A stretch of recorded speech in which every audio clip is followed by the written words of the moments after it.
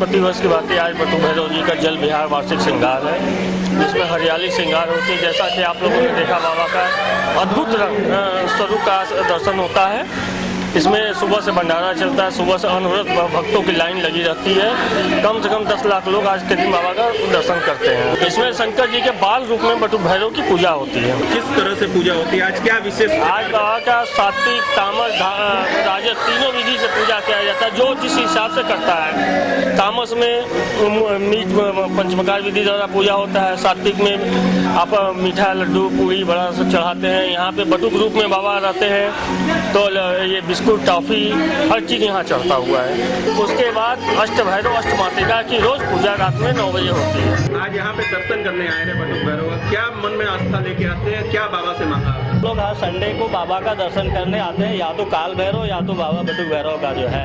ये होता है कि हम लोग वर्किंग आवर में बिजी रहते हैं Monday to Saturday, but Sunday को ये होता है कि बाबा का दर्शन काशी नगरी है और यहाँ पे आस्था का जो है ये शहर माना जाता है कि बाबा का आशीर्वाद है। तो काल भैरव, बाबा विश्वनाथ, बटुक भैरव जी का हम लोग आते हैं दर्शन करने हर संडे को। बाबा का श्रृंगार है, बहुत ही अच्छा श्रृंगार है, ये हर साल होता रहता है, अच्छी बात है।